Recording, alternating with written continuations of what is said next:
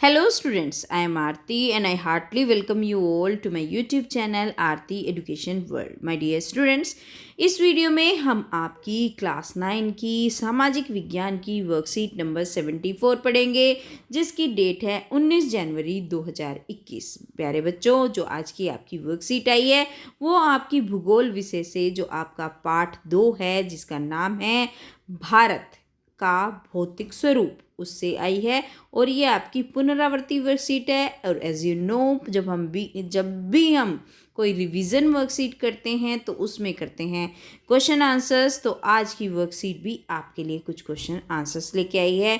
Total इसमें 10 question answer हैं। वैसे तो देखिए, पहले 5 क्वेश्चन हैं जो आपके वन वर्ड टाइप हैं, फिर आपका एक अनुच्छेद है। अनुच्छेद के अंदर जो आपका प्रश्न नंबर 6 है उसमें 4 क्वेश्चन है जो आपको बड़े ही आसान से इसमें से छांट के लिख लेंगे आप उसको। फिर उसके बाद 7, 8, 9, 10 4 क्वेश्चन और दिए गए हैं। तो टोटल आपकी वर्कशीट में 10 क्वेश्चन हम कर लेंगे फटाफट से। तो this worksheet is going to be a easy worksheet. चलिए स्टार्ट करते हैं। एक स्थलीय भाग जो 3 ओर से समुद्र से घिरा हो तो क्या कहते हैं? तो 4 ओर से घिरा होता है उसे तो आइलैंड कहते हैं, है ना। उसे तो द्वीप कहते हैं, लेकिन जो 3 ओर से घिरा होता है उसे बोलते हैं प्रायद्वीप। ठीक है, तो आप इसका आंसर लिख देंगे प्रायद्वीप। 4 ऑप्शन है आपके वहाँ से, तो आपको छांट के प्रायद्वीप लिख देना है। ओके, चलिए come to the next question. Next question जो है आपका, भारत में हिमालय पर्वत का सर्वोच्च शिखर कौन सा है? ये यहाँ पे खाली स्थान था तो हमने यहाँ पे फिल कर देंगे, या तो इसमें आप फिल कर लेना बच्चों, है ना। यहाँ पे ये क्योंकि यहाँ पे आपका डैश लगा हुआ था इस तरीके से, या तो आप फिल कर लेना या उत्तर लिख देना कंचनजंगा। ठीक है, ये हो गया आपका दूसरे नंबर का क्वेश्चन। चलिए तीसरे क्वेश्चन पे आते हैं। पंजाब हिमालय किन 2 नदियों के बीच स्थित है? तो आपको पता ही है, सिंध और सतलज नदी के बीच है। ठीक है, तो आप इसका आंसर लिख देंगे सिंध नदी और सतलज नदी, यानी कि सिंध और सतलज। ठीक है, ये हो गया आपके क्वेश्चन नंबर 3 का correct answer. Come to the next question.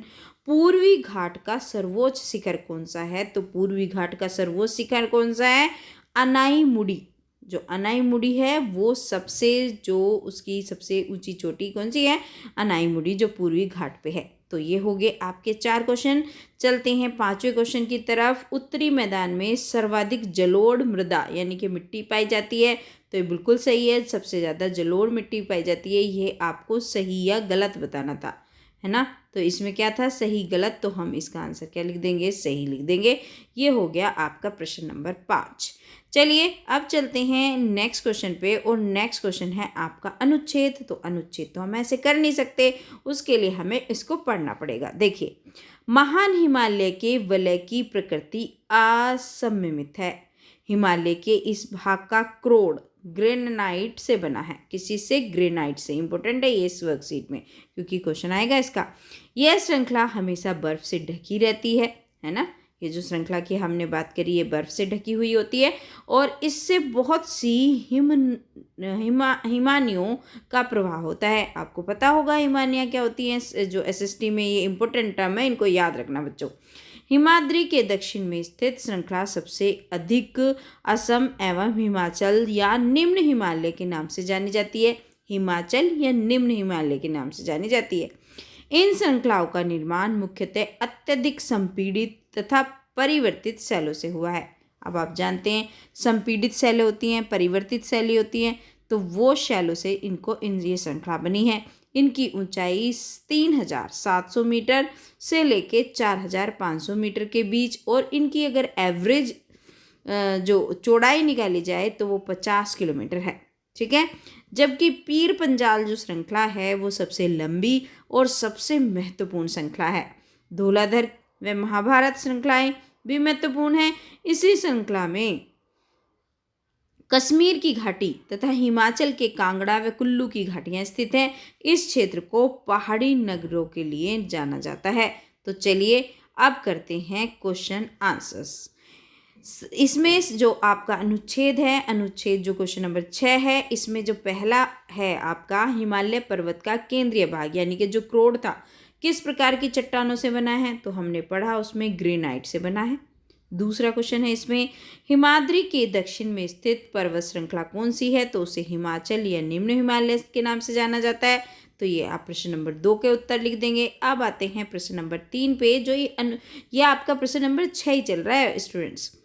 किस क्षेत्र को पहाड़ी नगरों के लिए जाना जाता है? तो आप इसका लिख देंगे हिमाचल प्रदेश। अब चलते हैं आगे, संपीड़ित सेल क्या होती हैं? तो संपीड़ित सेलों का निर्माण तब होता है जब दो प्लेट आपस में टकराती हैं। ये लिख देंगे आप प्रश्न, इस जो अनुच्छेद का जो चौथा प्रश्न था वो तो हो गया आपका अनुच्छेद खत्म।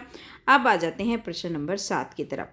प्रश्न नंबर 7 है, बरकान से आप क्या समझते हैं? तो इसका उत्तर लिखेंगे, बरकान अथवा भर का स्तूप एक प्रकार का बालिका स्तूप है जिनकी आकृति अर्धचंद्राकार होती है।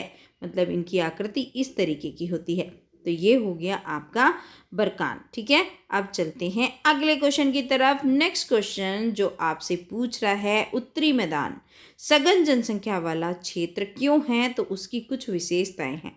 तो उत्तरी मैदान सघन जनसंख्या वाला क्षेत्र होने के ये कारण है, एक तो उनकी अनुकूल जलवायु होती है ना, इसलिए वहाँ पे बहुत जनसंख्या होती है। एक उपजाऊ मिट्टी होती है, तो लोगों के लिए खेती करना भी आसान होता है। जल की उपलब्धता आसानी से होती है, तो जल इंसान के लिए एक बहुत आवश्यक चीज़ है।